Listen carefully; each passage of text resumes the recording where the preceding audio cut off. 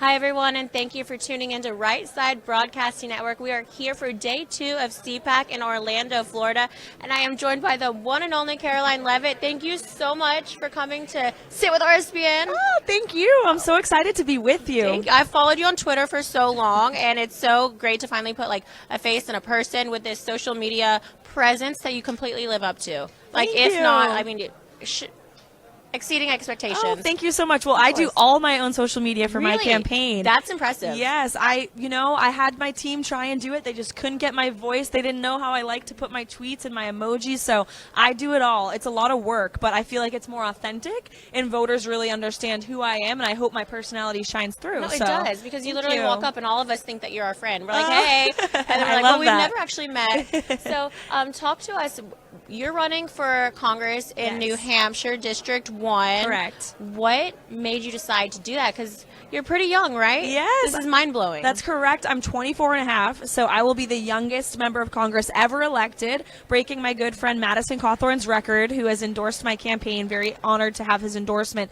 I decided to run for office for a few reasons. So I was working for Congresswoman Elise Stefanik on Capitol Hill. I was her communications director, and she was the youngest woman ever elected in 2014. So working for her really put the fire in my belly, seeing what it means to be a lawmaker, understanding how Capitol Hill works and how DC is just so swampy, quite frankly.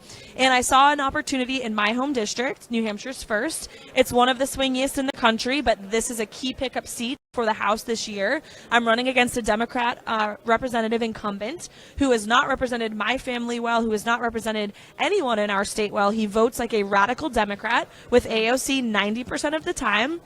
Oof. Yeah, so I said I want to beat him. I've watched two candidates the past 2 cycles try to run against him on the Republican side and lose. I think my Democrat representative is vulnerable, and it's going to take a young, dynamic, new, fresh face to do it.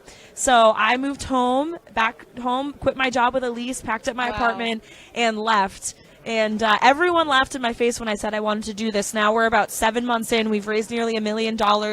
We have amazing endorsements, and we're going to win. No, we are going to win. I remember when you announced, and I think it was something on Twitter, but I feel like, and maybe I want to talk a little bit more in just a second about, your work at the White House, because you've dabbled in media, like you know what you're doing. Yeah. But I remember just thinking, wow, like this is taking off, and it really has. It's continued to do so. It's been a steady progress, but it seems to just keep going up. So tell us here. Well, I'll go ahead and ask. For those who missed out, you also worked in the White House too. I have a million questions for you, but what did you do at the White House? You worked with Kayleigh McEnany, another endorsement. Yes. Yeah, so I worked in President Trump's White House. I was actually working in local television. My job, I thought my dream job was your job. I wanted to be a reporter, and now I joke, now I'm on the good side. I didn't want to be on the dark side. So I was working at a local station in New Hampshire as a producer, and I applied for a position in Donald Trump's White House. Never expected to be accepted. Just why not? I loved him from the very beginning. I loved his message. I believed in the American And how old were you at the time? Like 21. Yeah, I moved to D.C. I could barely drink, and I took the job. I was accepted, took the job. Couldn't even have a margarita. Yeah, exactly. Couldn't even go to happy hour after work, but I was working at the White House, so who cares? So I just worked my butt off, rose to the challenge, and when Kayleigh was brought on, I was in a previous role for about 1.5 years in the White House, and then Kayleigh was brought on. I heard she needed a new team, so I said I need to interview with this woman, and I got my foot in the door. She hired me on the spot. Wow. So I was appointed as an assistant press secretary to the president and the press secretary of the United States. Yeah, so Kayleigh... We're 22 at this time? Yeah, 22, 23, I forget. What an incredible accomplishment, and that's just the beginning for you. It really was the most amazing opportunity of my life, God's plan. I'm so blessed to have served in that role. I learned so much about the media. I learned so much about the policies we were enacting and desperately trying to push that message to the American people. It was a very difficult job, but I learned from the best with Kayleigh.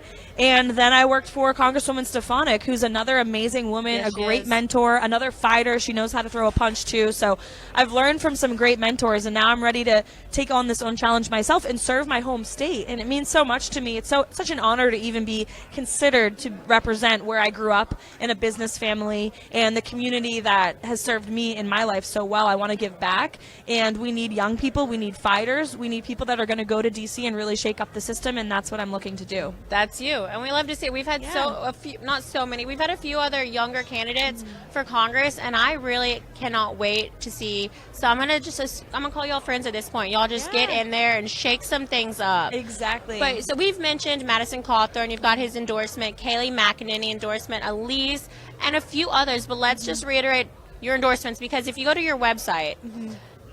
Your endorsements are outstanding. I mean, this is very impressive. Thank you. Yeah. Who all do you have now? Yeah, I've worked really hard to earn the support that I have. And anyone who wants to read those endorsements can go to my website. It's carolineforcongress.com, Caroline with a K, so you can never forget it.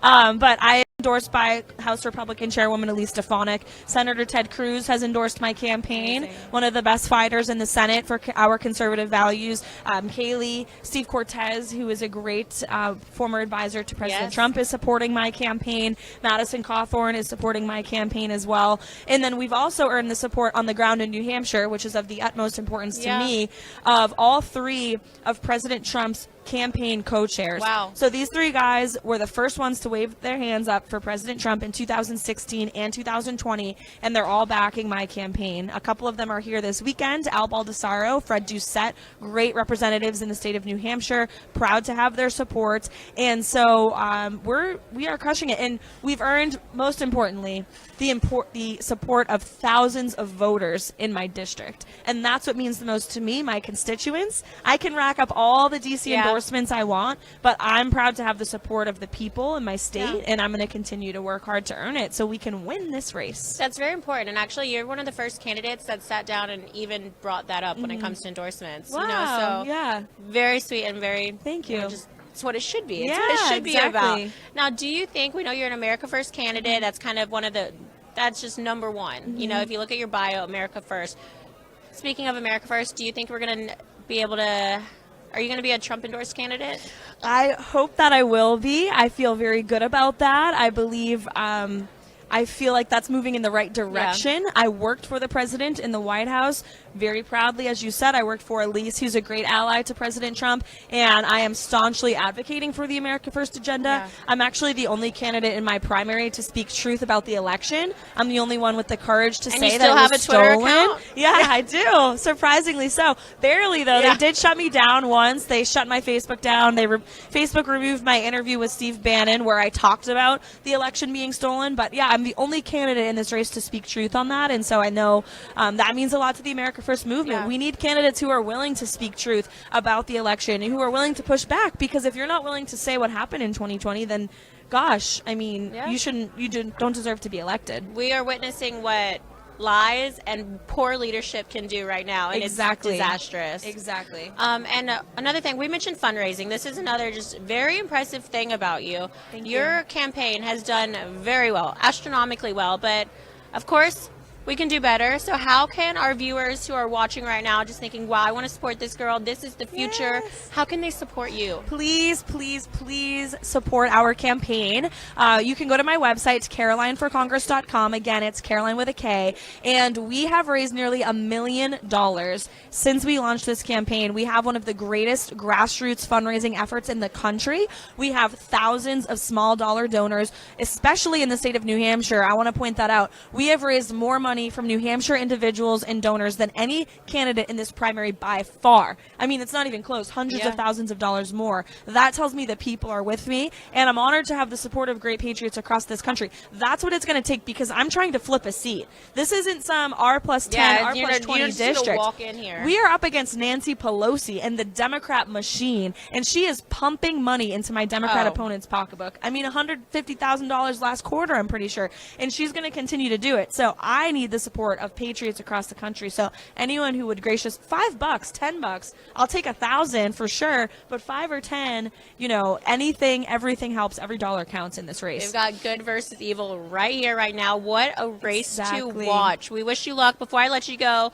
Let's plug your social medias. Yes. Your website all over again. Yes, so it's CarolineForCongress.com. That's Caroline with a K. I am on Twitter at K Leavitt, New Hampshire, Leavitt. I am on Getter, Karoline Leavitt. I'm on Instagram, Facebook. You can find me all over the place. Check out my YouTube. You'll see all of the interviews I've done throughout this campaign, and truly an honor to have the support and to be with you. It's so Thank great. you. I'll come back anytime. Oh, we are going to be following you like a watchdog. So Thank you. You're going to get sick of us sooner than later. But thank you guys for tuning in. And again, day 2 CPAC in Orlando, Florida. We'll see you later.